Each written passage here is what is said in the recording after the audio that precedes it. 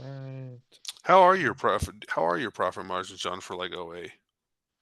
Like OA, like probably maybe your net or something. probably all said and done, like 10 to 15%. Really Yeah. just depends on like the product. Hard to say. No, no, Like I it, feel it you. it depends on like too. It's like a lot of like I will test a lot of stuff. Um so that definitely plays into it. How many software subscriptions I have going on, how many leads lists. So a lot of that like kind of plays into it Yeah, as no doubt. well. Do you do many leads lists? Um Not really. There's like one or two that I'm on. Um Yeah. Yeah, I but they used give to me do that. access for free. So Oh, that's nice. Yeah, I used to do the was it heat seekers, I want to say, so for a lot of shoes. yeah, I heard that's pretty good. I used to do OA deals and um geez, I can't think of it. Uh do you know Cody McCarson? I think he's Yeah. Cody does Yeah. Walmart. I do Yeah. his. I'm in Oh, his okay, yeah. Discord. Yeah, he's the one that Uh got me on heat sneak or whatever the heat seekers one was, yeah. And I think I did his for a short time as well. yeah, I really like his a lot. Mhm. All right, so let's go through. So today's call, can you see the screen that says how to crush Yeah. back? Okay, cool. So we're gonna go over how to crush Black Friday sales. So if you guys have any questions, drop it in the chat.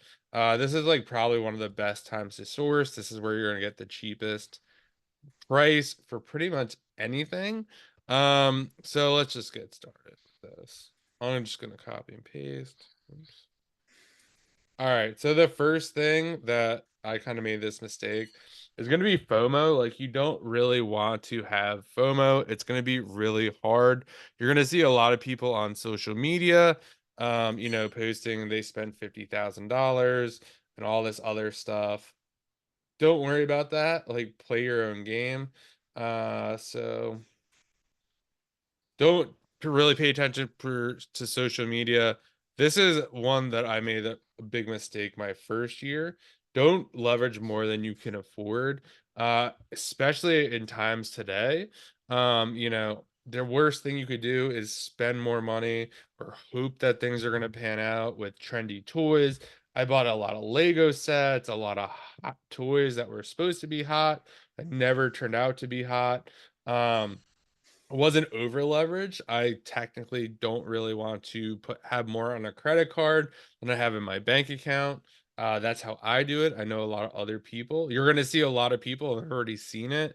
I saw one post today saying like the Amazon Plum card is giving someone like 700 grand worth of leverage, Hmm. which is absolutely insane. So just because you could get 700 grand, you may not want to spend 700 grand. Obviously, it depends on your experience and all that kind of stuff, but that is kind of how I look at it. The next one, know how much you're willing to spend. So going into Black Friday with kind of a budget in mind, hey, I'm going to spend 10 grand for the week, the weekend, or whatever. It's going to help you make better buying decisions. Kind of that first year, I'm like, oh, I'm going to spend whatever I could spend and whatever, it doesn't matter. But if you kind of go into budget with mind, you're gonna source much better because if you only have 10 grand to spend, let's say, or 5 grand or whatever, you're gonna want to pick the highest ROI items. So when I did Black Friday the first time, I was like, oh, this is a good deal. I'm gonna spend money on this. Oh, this is a good deal. I'm gonna spend money on that. The second time I did it, I just basically made a list of all the things that I thought were good and then basically sorted it to the highest ROI things and then bought that instead. You do run the risk of things like going out of stock and stuff like that. You just have to know what you're willing to spend for sure. Um, and then kind of go that way. Sometimes if it gets sold out, probably gonna tank anyway because it is sold out. So there's definitely that. And then the last one in the FOMO, know how much you're willing to speculate. So there will be plays in Q4 on a hot toy, a hot Lego set, maybe a hot seasonal item. just know how much you're willing to do. For me, usually it's about 5 or 10%. So let's just say like Walmart has a Lego set like 50% off. It might tank, or maybe it's kind of speculative. Maybe there's only like 50 to 80 days of keep data on that, so not a ton of data to go off of. So stuff like that, I only allocate about 5 to 10%. I kind of want to, at this point in my Amazon journey, I have a lot of stuff I can buy over and over again, so I tend to like to do that. So that kind of brings me to the next point. Don't reinvent the wheel. So there's going to be a lot of stuff that, oops, can't type tonight. Reinvent. There's going to be a lot of stuff that you've bought in the past. Go off of that stuff. If you don't have issues with that stuff, if you could sell through it, you know how much sells during the year, you could easily sell that in Q4. A lot of people are going to tell you, oh, shop the sales, look for Black Friday deals, look for this site or that. Like, don't really kind of do, for me personally, not much changes for me on Black Friday or Q4. I'm really just buying stuff I've sold in the past. I know I'm not going to get gated. I know I'm not going to get banned. It's just stuff that is super, super simple. I'm just really trying to buy things I've bought in the past, basically at the lowest price ever, because your data is always the best data. Um, then you can keep it is great. But if you know how something sells throughout the year, if you're selling 30 of something, you could probably move 60 to 90 at a minimum of that. And if you know you're not going to have an issue with it, you could check it out at the site, you're not going to get canceled orders. That is the best route to go instead of kind of speculating on stuff. Next. This is always my favorite. Um, Shop the sale before it happens. This is a great tip. A lot of people, when I went into my first Black Friday, I was like, oh, it's Black Friday, let's start sourcing. That was probably one of the biggest mistakes because I'm trying to go through stuff, trying to find profitable stuff. Um, and basically, the best thing to do right now is most stores are going to have at least 20 to 30% off. If I had to guess, it's probably going to be, could be up to 40, maybe even 50%. Really depends on the category, depends on the store, but at least 20 to 30%. 20 is kind of on the weak side, but 30. So I would go through everything right now when you're sourcing sales right now, if or just sourcing in general. If something is close, start a list in SellerAmp of stuff that would be good for a Black Friday sale or during a holiday sale. I know Target's gonna have a toy sale. Everything will probably be about 33% off. So source all their toys right now, pretend they're 33% off, have your list. Then when they are 33% off, you just go to Target, put all the stuff in your cart. You check out. While most people are trying to figure out what is a good buy, you already know what to buy. Another great, actually, and then the next one here, go through everything you ever bought, pretend it's 20 to 30% off. That's another great way to do it as well. Another tip here, I'm just gonna say it now because I don't know if I have it in the doc. Um, is look at what time. Shop the sales early. So every Q4, for example, when I was shopping heavily at Kohl's and I wasn't banned, their sale starts at midnight, but it is not Eastern Standard Time. It is, I think it's Pacific time. It's usually the sale starts wherever the company is headquartered. So I think the Kohl's sale started at like 2 in the morning. So basically, I would wake up at 2 in the morning, get everything I wanted at Kohl's, source for 2 or 3 hours. Then, whenever I'm done, go back to bed. That was probably like one of the ways I was able to get so much stuff before anyone even woke up. Even if you're earlier riser, I probably have like 3 or 4 hours on you. So that's a really great hack to get around that. So most sales will start at midnight. So Google, and it's midnight, that store's headquarter location. So definitely look into that if you want to do that. I've definitely found that super helpful to make sure I get everything that I want. Next, sites to look for sales. So I was going through these sites today. Um, so you have, this is probably the biggest one right here. You have, you could go through these. So we have blackfriday.com. So if you click on this right here, this currently has a lot of the circulars. Right here, you'll see you have Walmart already. You have Home Depot, Kohl's. So these are kind of the deals that they're going to have in the circular. If you're doing RA and stuff like that, they'll probably have other stuff RA, but this is kind of the stuff you should be going through now. Kind of when I said like search the sale before it happens, this is kind of what I'm talking about. See these sales before they happen. This is another one. I don't really see a lot of people talk about this one. This is The Verge. So I was going through this today. This one was pretty interesting. So you'll see here, here's when the Black Friday sales start. You'll see here when you're going through, they have Amazon, Best Buy. You'll notice Target, they're saying that there is going to start on November 7th and last through November 9th. So a lot of these places are going to have early Black Friday sales. Probably, I guess that would be tomorrow for Target. And they all have different ones. I think Walmart was the same. What do they say for this? I was reading through this today. 12 p.m.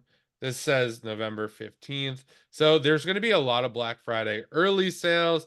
There'll also be Black Friday after sales. Like, oh, if you missed the sale, you could do that. You could go through this site as well. Um, I do like that. And then this is another one that a lot of people don't really talk about. And I'll link this guide in the chat. This is Tom's guide. I've definitely used this before. They post lots of deals on here, just in general. So you can see here they have Black Friday deals that are currently live. You have Target Black Friday over here.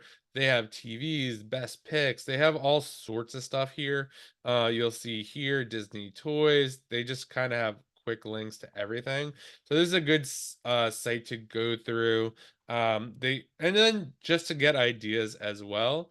So those are kind of the three main sites here that I really like. You could also just Google Black Friday sales and stuff will pop up. Um, so that is kind of, I like those sites. So sites. So for sites, this is kind of what these would be the three focuses for me. I'm not going to give exact sites because for everyone's business, it's different. So I would say focus on sites that allow you to get your orders through without canceling. This is going to be the best path for you. My first Q4, I was like, oh, I'm going to get all these Legos and toys or just great deals, buy one, get one. And then like half the orders got canceled. It's kind of screwed up my spend goal. And it just messed everything up. So the last two Q4s, I just really shopped on sites I knew most likely weren't going to cancel my order. A great way to get canceled is to go really hard on something they're running a good deal on. Um, just keep that in mind. Target comes to mind. You know, maybe place 4 or 5 orders of the max and then kind of chill out and then maybe do the same the next day. You don't want to go too hard, but a lot of the times you could just order your replens because they're on, sale or whatever. Focus on the sites you're familiar with. So this is a big one too because, if let's just keep using Target. I really like Target. I source on Target a lot. I'm super familiar with their site, so and their policies. So if they have a video game sale or something, I'm really comfortable knowing they're not going to cancel my order. One, two, I know like the site layout, I know the checkout, I know I'm going to use discounted gift cards. Like, just go with what you know for sure. And then for the majority, if you have capital left over or time left over, Then you can mess around with sites you haven't really been to before, but maybe they're having a good sale. That's kind of how I structure it. I want to be the last. If I hear like I don't know, North Face is having a 50% off sale. I've never really sold North Face before. I've heard before it had brand issues. That's just not something I want to spend a majority of my time on. I want to be spending my time super efficiently. I want to be on sites I know how to source. I know they're not going to cancel. So, stuff like that. You just want to be super, super efficient because you're going to have about 48 to 72 hours to cash in on the best deals. Of course, there'll be Black Friday deals like throughout all of November, but that is kind of the big the big ones for me.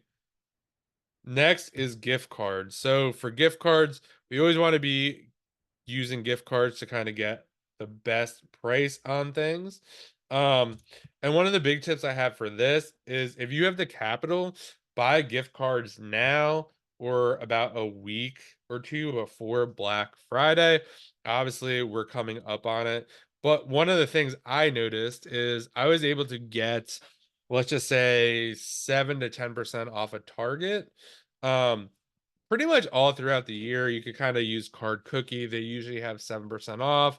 Card Cash is usually around 5%, but what I noticed was on one of my first Black Fridays, those go down quickly, so probably Card Cookie, you're looking at maybe 5%.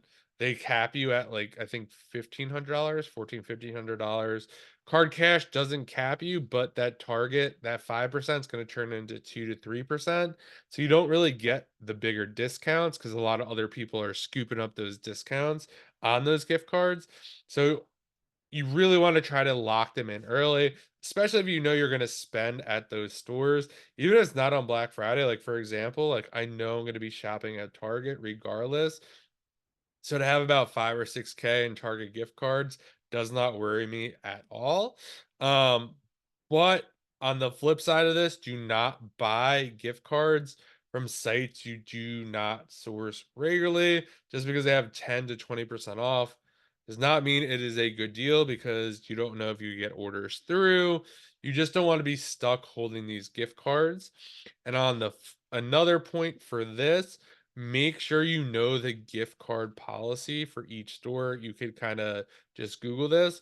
For example, Kohl's, you could only use disc four gift cards per transaction.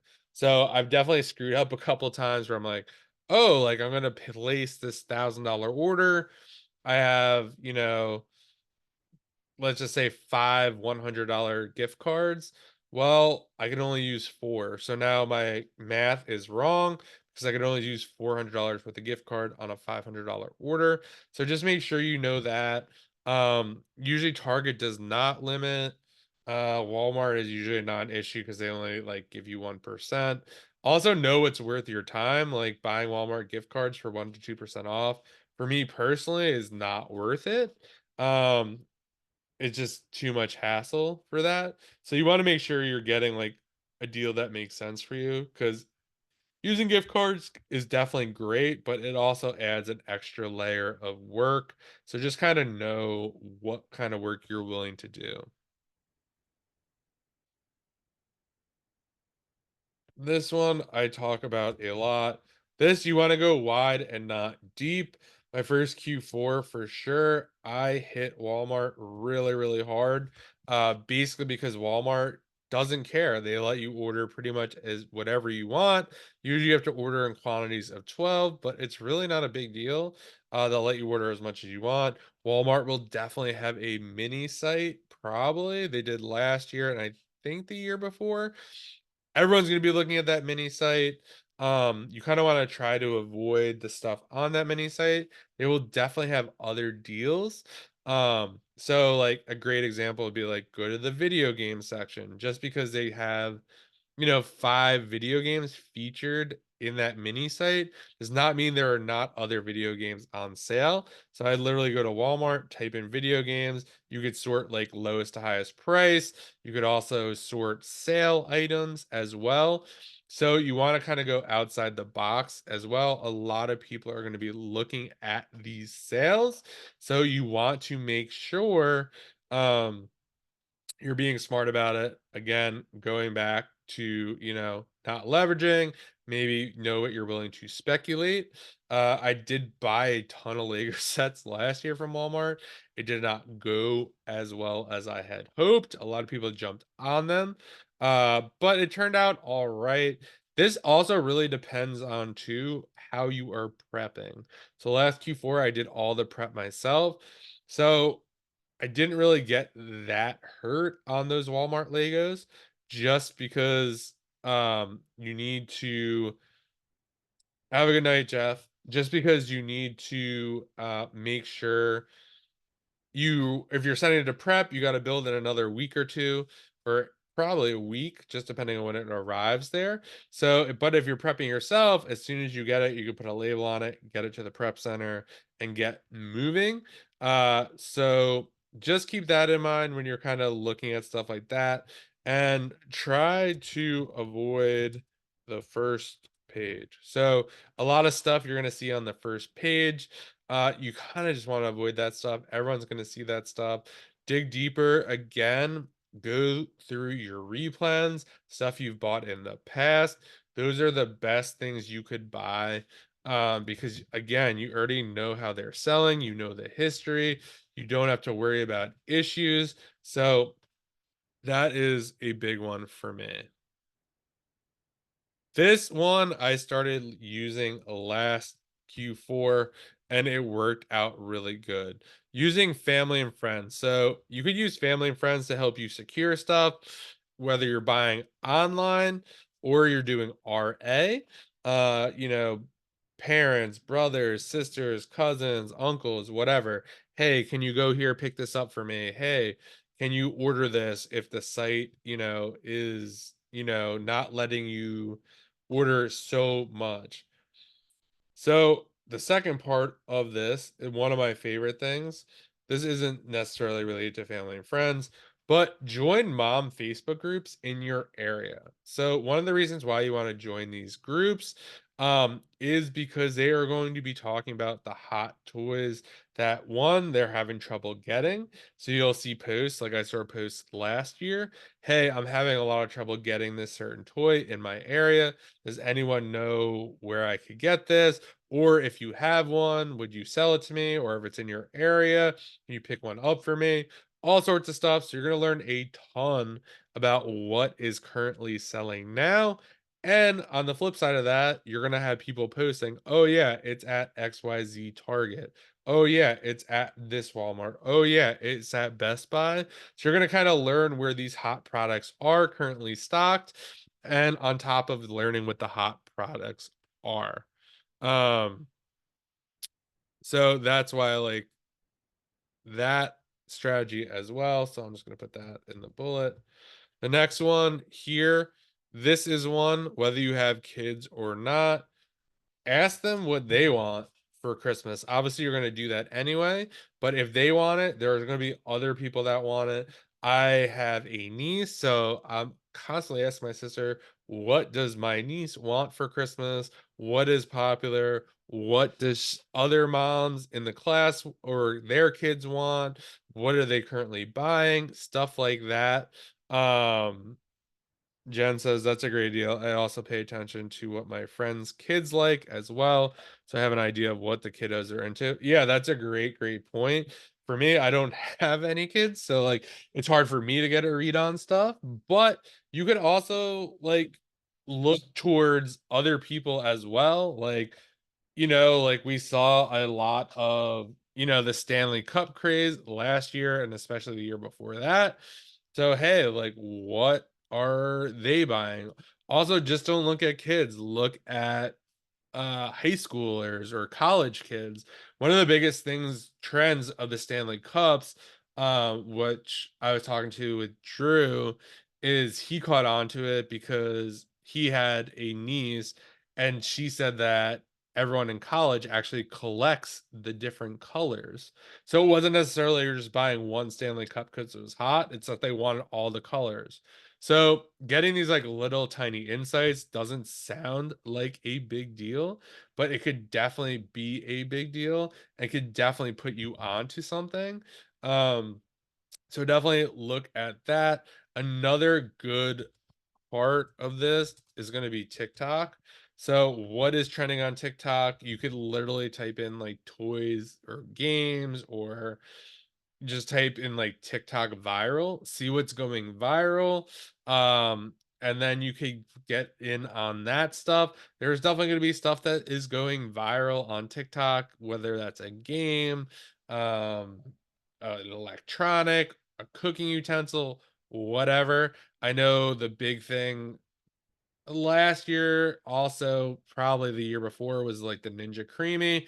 Everyone was making these Ninja Creamy ice cream things, had recipes and stuff like that. Everyone wanted them, and the Ninja Creamy was really hard to get because it was getting sold out in stores and on the website.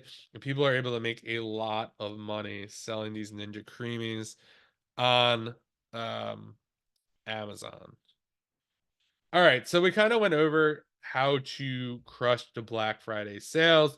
And then on the flip side of this, let's talk about what you could do with your inventory on Amazon. So I'm going to put current Amazon inventory here.